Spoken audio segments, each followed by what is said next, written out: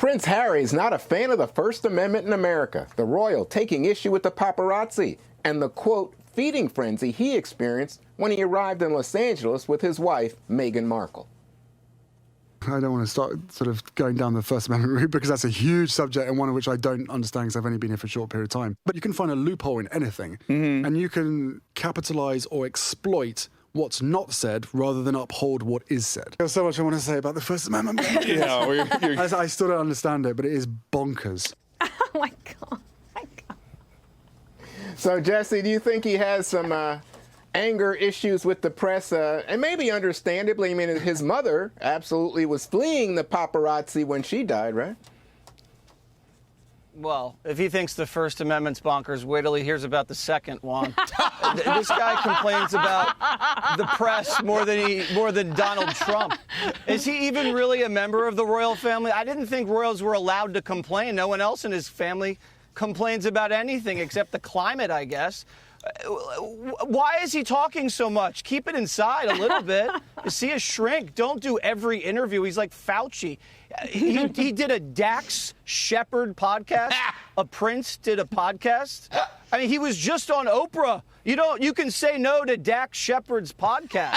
My God. And now he says, like, oh, we didn't really learn that much about the First Amendment in school.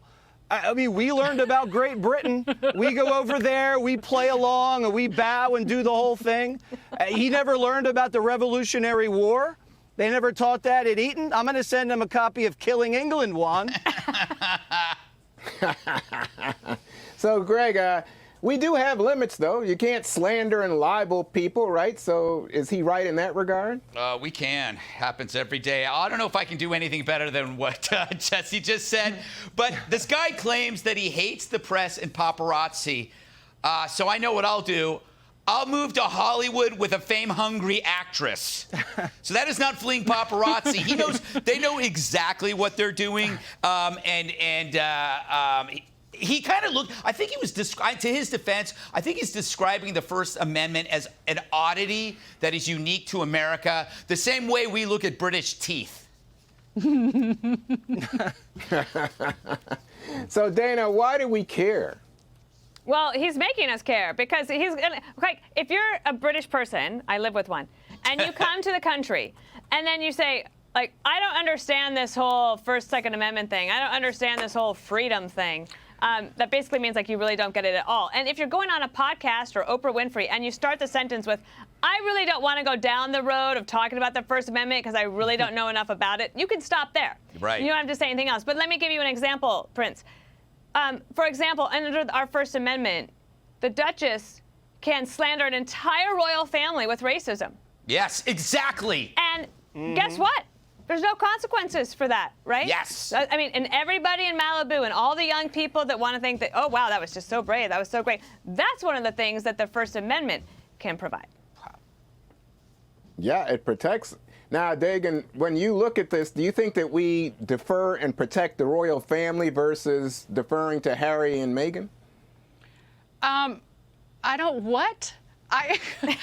What?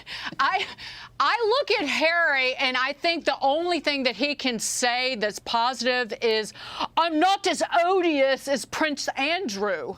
He's the kind of guy you tell to bring some lattes over if he's stopping by and he shows up with a roll of masking tape and a pomegranate. He's completely useless. But he is capable of, whinging on Oprah Winfrey with his wife and exercising that First Amendment like an Olympic triathlete. Well done. Hey, Sean Hannity here. Hey, click here to subscribe to Fox News YouTube page and catch our hottest interviews and most compelling analysis. You will not get it anywhere else.